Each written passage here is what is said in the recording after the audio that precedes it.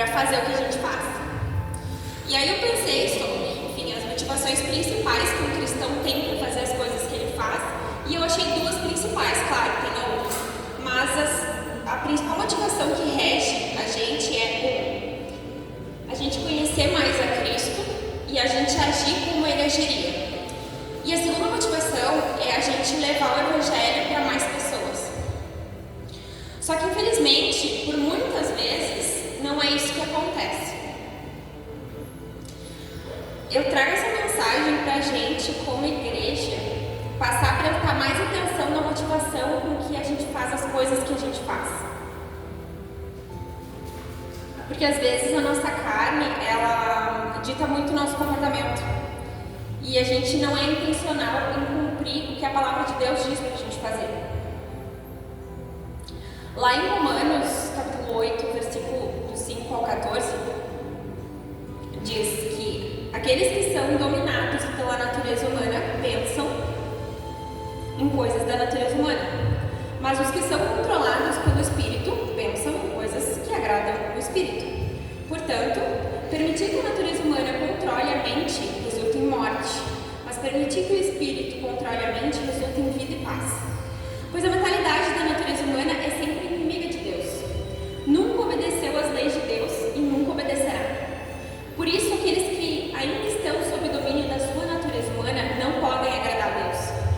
Vocês, porém, não são controlados pela natureza humana, mas pelo Espírito.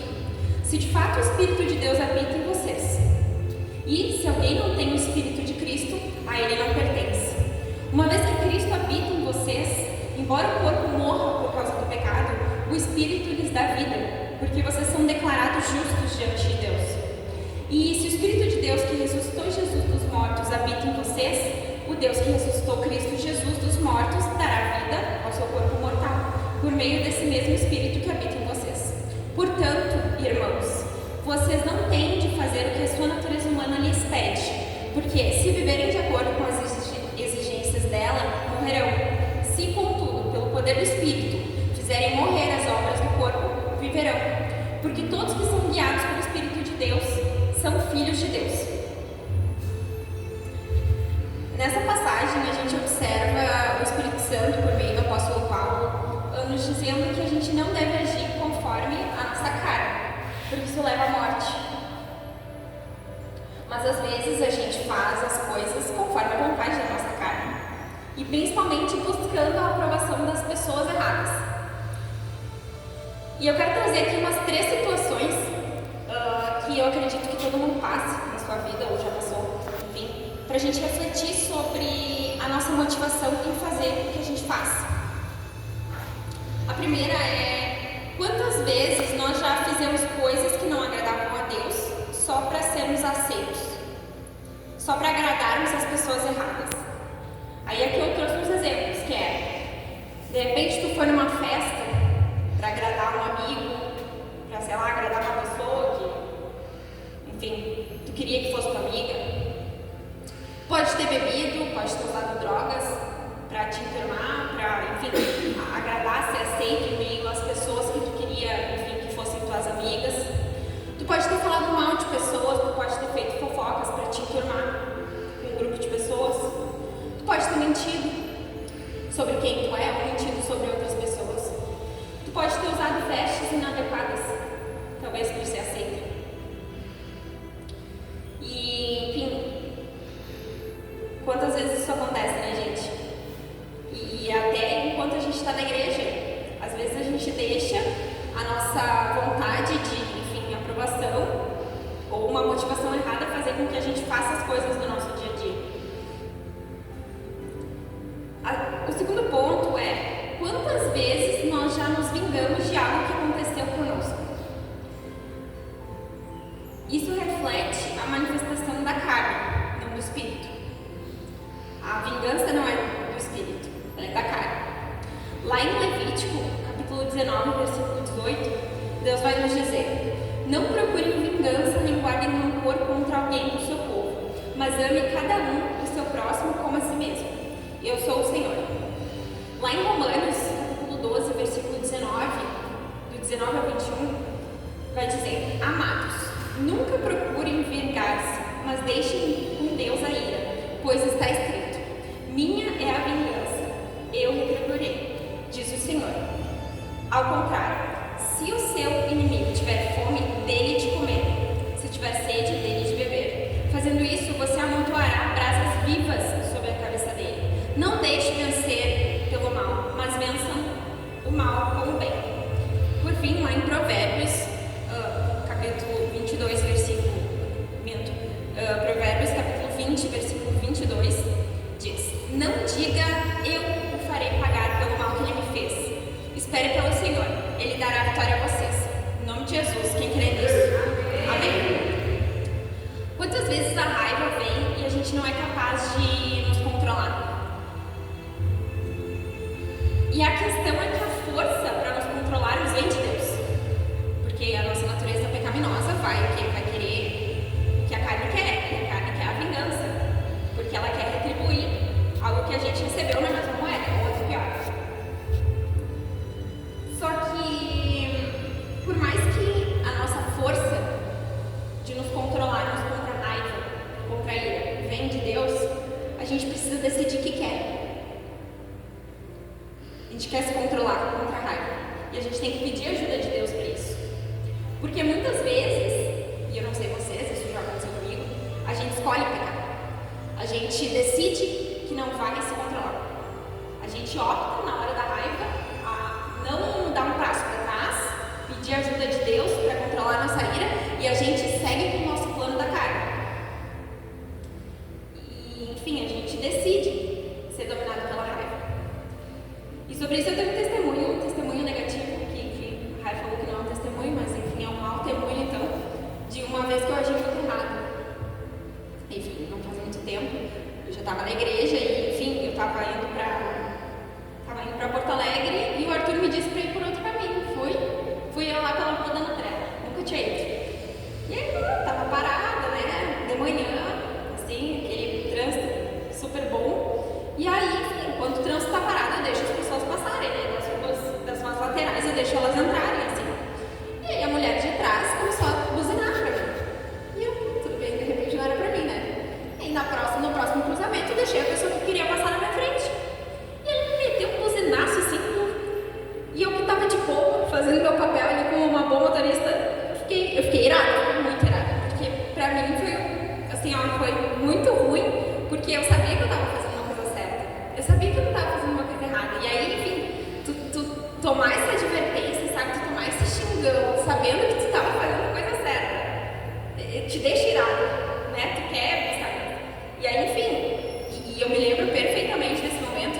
Não é algo do qual eu me orgulho, mas eu me lembro que ela me deu aquele buzinaço, eu vi ela esbravejando no carro de trás e eu mirei, sabe? A mulher, claro, tinha um carro 1000 vezes melhor que o meu, 1000 vezes mais potente, né? Entrou na freeway e foi. E eu, na minha cabeça, eu vou atrás, vou ir pra esquerda, eu vou apertar ela e vou fazer ela sair da esquerda. E enfim, eu... Não é engraçado, gente. Não, agora parece engraçado, mas foi muito errado o que eu fiz. E aí, enfim, eu sei que na hora me veio na cabeça, assim, me veio a opção: Carol, perdoa, sabe? Tu vai te estressar com isso, sabe? Tu vai guardar isso pra ti, tu vai tirar, tu vai buscar vingança de uma coisa assim. Mas na hora eu escolhi, eu não vou atrás dela. E aí eu, enfim, fui o máximo que o meu carro permitiu, né? E aí consegui meio que alcançar ela na lateral, assim, acabei não ficando atrás, fiquei na lateral. E aí o máximo de força que eu tive foi buzinar e fazer assim pra ela. Mas isso, eu me arrependo profundamente, porque eu fico pensando assim, eu como cristã, que bobagem que eu fiz, sabe? Eu tive a consciência de que eu estava escolhendo fazer uma coisa errada e eu mesmo assim fiz. E eu fico pensando, cara, se essa mulher aparece na igreja, ela conhece meu rosto. E esse não é um bom testemunho, eu não tenho testemunho do que Jesus faria no meu lugar. E isso me envergonha profundamente, porque eu deveria ter aceitado. Enfim, eu não precisava me justificar, eu já fui justificada por Cristo, e se ela quiser achar ruim o que eu fiz, se ela quiser me xingar, o problema é dela. A má ação que ela fez não pode me fazer pecar. E isso é uma coisa que o Arthur sempre me fala, que é: Carol, se a pessoa fez alguma coisa de errado, deixa ela fazer. deixa ela fazer. Agora, o que não pode é tu pegar o que ela fez de errado e fazer com que tu peque. Tu tem que saber, enfim, absorver isso, perdoar e seguir em frente. Não pecar por causa disso. Enfim, eu me arrependo muito, né? Eu escolhi fazer a coisa errada e isso pra mim serve como um testemunho todos os dias de que eu tenho a escolha de fazer a coisa certa, eu tenho a escolha de não revidar, de não buscar a vingança, porque a vingança não é de Deus, na verdade a vingança é só de Deus, não é de ninguém mais. Mas a vingança não é o que Deus quer que a gente faça. E eu entendo que grande parte das coisas da nossa vida é feita de escolhas. E por muitas vezes, assim, eu, comigo mesma, e vejo outras pessoas fazendo, agirem como se a nossa vida não tivesse escolha. Como se tudo tivesse acontecido sem a nossa vontade. Sabe? Assim, tal pessoa, fulaninho de tal, fez tal coisa pra mim. A vida fez isso comigo. Isso aqui lá, os meus pais. Os meus irmãos. A minha escola. Eu não tenho dinheiro. Só que se a gente for parar para pensar friamente, todos os dias a gente pode fazer 1000 escolhas que podem mudar o nosso destino. Que podem mudar o nosso futuro, aliás. Lá em Isaías, capítulo 50, versículo 4, vai dizer, é do 4 ao infinito e além, né, gente? Mas começa no 4. O Senhor soberano me deu suas palavras de sabedoria, para que eu saiba consolar os cansados. Todas as manhãs ele me acorda e abre meu entendimento para ouvi-lo. O Senhor soberano falou comigo e eu ouvi. Não me rebelei, nem me afastei. Ofereci as costas aos que me batiam e a face aos que me arrancavam a barba. Não escondi o rosto. Daqueles que zombavam de mim e me cuspiam, enfim, acabei. Porque o Senhor soberano me ajuda, não serei envergonhado. Por isso, firmei o rosto como uma pedra e sei que não serei envergonhado. Aquele que me faz justiça está perto. Quem se atreverá a se queixar de mim? Onde estão os meus acusadores? Que se apresentem. Vejam, o Senhor soberano está ao meu lado. Quem me declarará culpado? Todos os meus inimigos serão destruídos, como roupas velhas, comidas pelas traças. Então a gente escolhe seguir a palavra do Senhor e não buscar a vingança da carne. Aqui Isaías, ele escolheu. Ele podia muito bem ter batido em quem cuspia nele, ter revidado contra quem puxava a barba dele, ou quem, enfim, batia nele, mas ele escolheu. Ele sabe, ele confiou no Senhor, ele sabe que o Senhor tem o poder de vingança, ele sabe que o Senhor tem o poder de retribuição, mas ele disse, de mim não vai partir nada, só vai partir do Senhor, mas eu não vou revidar contra os meus agressores. E o terceiro ponto, pessoal, é o tema mais polêmico, que é o tema das redes sociais, que é o terceiro exemplo prático. E aqui eu já quero deixar bem claro que o que eu vou falar não é uma crítica pessoal, não é uma indireta, mas é uma percepção geral que eu tive com o uso das redes sociais pelas pessoas, porque já aconteceu comigo. Enfim, isso é um tema que eu reflito já há bastante tempo, há pelo menos uns 6 anos, 6, 7 anos, e eu quero perguntar quem aqui tem ou já teve Instagram, Facebook, rede social. Bastante gente. Porque, por experiência própria, eu noto que, por muitas vezes, a gente utiliza nossas redes sociais com motivação errada. Com a motivação de autopromoção, com a motivação de culto ao corpo e à beleza, com a motivação de mostrar uma vida que a gente não tem. Quantas vezes a gente deixou de desfrutar momentos maravilhosos da nossa vida porque a gente estava muito preocupado em registrar o momento, para postar nas nossas redes sociais, para mostrar para os outros que muitas vezes são pessoas que a gente nem conhece direito, né? Eu não sei vocês, mas alguém aqui tem suas redes sociais pessoas que não convivem muito, pessoas que não têm uma amizade próxima? Bastante pessoas. Então a gente quer mostrar para essas pessoas que por muitas vezes não são nossas amigas, não são nossas pessoas próximas e que talvez nem queiram o nosso bem. A gente quer mostrar para elas que a gente está muito feliz, quando na verdade o momento que a gente registrou nem foi aproveitado, porque a gente perdeu tempo registrando o momento e não aproveitando o momento. Quantas vezes a gente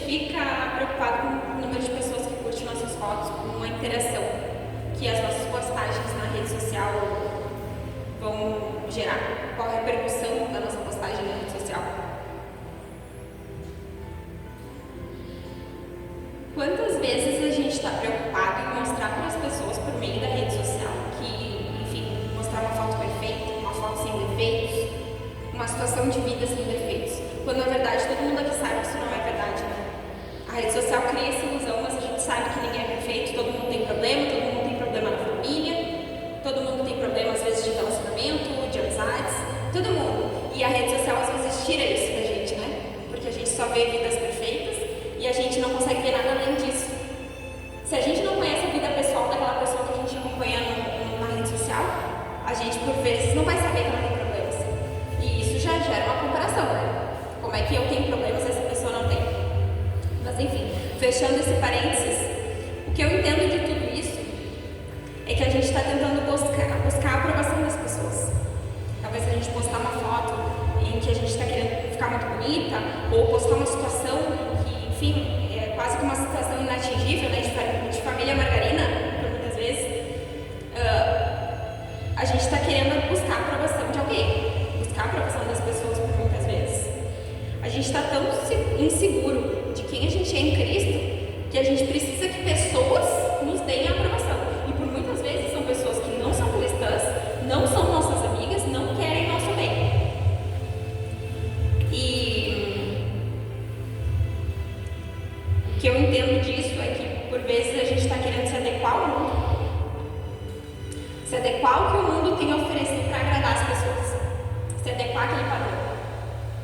Lá em Gálatas 1, versículo 10, o Espírito Santo, por meio do apóstolo Paulo, vai nos dizer: admiro-me que vocês estejam se afastando tão depressa daquele que os chamou para si por meio da graça de Cristo. Vocês estão seguindo um caminho diferente que se faz passar pelas boas novas, mas que não são boas novas de maneira nenhuma. Estão sendo perturbados por aqueles que distorcem deliberadamente as boas novas de Cristo. Que seja amaldiçoado qualquer um, incluindo nós, ou mesmo um anjo do céu, que anunciar boas novas diferentes das que nós lhe anunciamos. Repito o que disse antes: se alguém anunciar boas novas diferentes das que receberam, que seja amaldiçoado. E aqui é o ponto principal. Acaso estou tentando conquistar a aprovação das pessoas? Ou será que procuro a aprovação de Deus? Se o meu objetivo fosse agradar as pessoas, não seria servo de Cristo. E ele continua: irmãos, quero que vocês entendam que a mensagem das boas-vindas, das boas novas, por mim anunciada, não provém do raciocínio humano. Não a recebi de fonte humana, e ninguém a ensinou a mim. Ao contrário, eu a recebi por revelação de Jesus Cristo. Por meio dessa mensagem, a gente vê que o apóstolo Paulo fala que não existem dois evangelhos, e que ele não vai mudar o verdadeiro evangelho para agradar as pessoas. E é assim que a gente deve agir. A gente não tem que fazer as coisas que a gente faz buscando a aprovação das pessoas, mas sim fazer o que determina a palavra de Deus. E por muitas vezes, e eu me incluo nessa, a gente às vezes tenta se adequar ao segundo evangelho. A gente tenta se adequar ao evangelho do mundo. A gente não se adequa à verdadeira palavra de Deus. A gente quer um evangelho mais instagramável. Talvez a gente quer se adequar às normas que a rede social tem, às normas que a vida do mundo tem, e a gente esquece de que a gente tem que seguir friamente o que a palavra de Deus diz, e não uma palavra de Deus adaptada. Então, igreja, já me caminhando para o final, como sempre, eu gosto de lançar desafios para que a gente comece a pensar racionalmente na motivação que a gente tem para fazer as coisas, sabe? Enfim, eu estou agindo de certa forma, em certo lugar. Por que eu estou fazendo isso? Eu estou falando dessa maneira com tal pessoa, por que eu estou fazendo isso? Tal pessoa foi grosseira comigo e eu estou revidando da mesma maneira, estou aumentando a minha voz, estou brigando com ela. Qual é a minha motivação? A minha motivação é a carne. Eu não estou fazendo o que determina a palavra de Deus. O modo como eu me visto, com qual motivação eu estou me vestindo? Eu estou me vestindo com a motivação certa? Eu estou me investindo com a motivação de passar decência, passar confiança para as pessoas? Ou eu estou me vestindo de maneira, com a motivação de talvez chamar atenção de uma maneira ruim para o meu corpo? Eu estou postando foto no Instagram por quê? Eu quero que as pessoas vejam as minhas fotos, eu quero que as pessoas reajam, eu quero que as pessoas curtam, eu quero que as pessoas me achem bonita, eu quero que as pessoas, por meio das minhas postagens, dos meus stories no Instagram, achem que, enfim, a minha vida é muito legal, minha vida é muito bacana, minha vida é muito, enfim, é muito perfeita.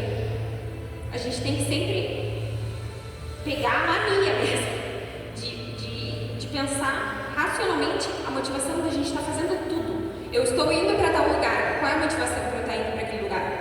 Para eu me encontrar com as pessoas erradas? Para eu agradar pessoas que não são minhas amigas, não são cristãs, enfim, não seguem a palavra de Cristo, talvez nem queiram o meu bem? Qual é a minha motivação? Então o desafio que eu lanço para nós, pessoal, como igreja, é que a gente pense racionalmente nos motivos pelos quais a gente está fazendo o que a gente está fazendo. O modo como a gente fala, o modo como a gente se veste, o modo como a gente trata as pessoas, o porquê da gente estar fazendo aquilo que a gente está fazendo. A motivação é Cristo ou a motivação é, enfim, autopromoção, é porque a gente quer, enfim, que as pessoas nos achem inteligentes, nos achem bonitos, nos achem legais? Qual é a motivação? Se a motivação é honrar o nome do Senhor ou se é satisfazer a nossa carne? Então, pessoal, eu lanço esse desafio para que a gente comece a ser intencional em todas as nossas ações, para que a gente edite o nosso comportamento quando precisar editar, para que a gente pare e pense, para que a gente treine, para que a gente peça discernimento para o Espírito Santo, para que a gente peça controle para o Espírito Santo, para que quando bater a raiva, a gente racionalmente escolha não ficar, não revidar, não promover a vingança. A gente fica irado. Enfim, eu fiquei muito irada naquela hora do carro, mas eu poderia muito bem ter escolhido não praticar a minha vingança. Mas não foi o que eu fiz e eu me arrependo muito disso. E eu poderia não estar com esse arrependimento agora, porque eu poderia ter escolhido não me vingar.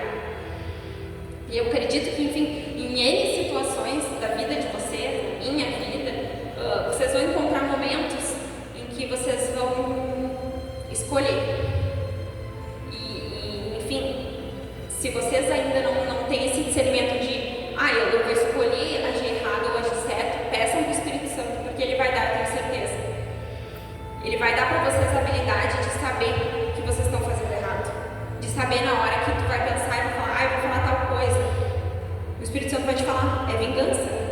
Isso que tu vai falar é fruto de vingança. Tu não pode fazer. E aí, a partir daí, tu vai escolher. Tu vai escolher se tu vai querer seguir o que o Espírito Santo está dizendo ou não, Espírito Santo. Vou correr atrás de carro da mulher. Então, eu lancei esse desafio, gente, para esse final de ano a gente já iniciar a fazer isso, porque eu acredito que isso vai mudar muito da nossa vida como igreja e da nossa vida com Cristo. Pensar sempre na motivação com a qual a gente faz as coisas. Pedir para o Espírito Santo revelar, porque eu acredito, como aconteceu comigo por muitas vezes, eu não sabia. O Espírito Santo, enfim, ainda não tinha me dado o entendimento do que o que eu estava fazendo era errado. Enfim, quando eu era mais nova, eu usava roupas curtas, para mim não era um problema. E hoje eu olho e penso, meu Deus, nunca faria aquilo. Se a Carol de hoje estivesse naquele momento, a Carol nunca faria aquilo. Porque o Espírito Santo deu para a Carol de hoje o discernimento que a Carol de antigamente não tinha. Talvez se a Carol de antigamente tivesse pedido, talvez ela tivesse tido esse discernimento e ela tivesse não feito o que ela fez. Mas como a gente não pode mudar o passado, a gente tem que mudar o nosso presente para mudar o nosso futuro. Então eu desafio toda a igreja a colocar diante do Espírito Santo para que ele revele, para que ele dê discernimento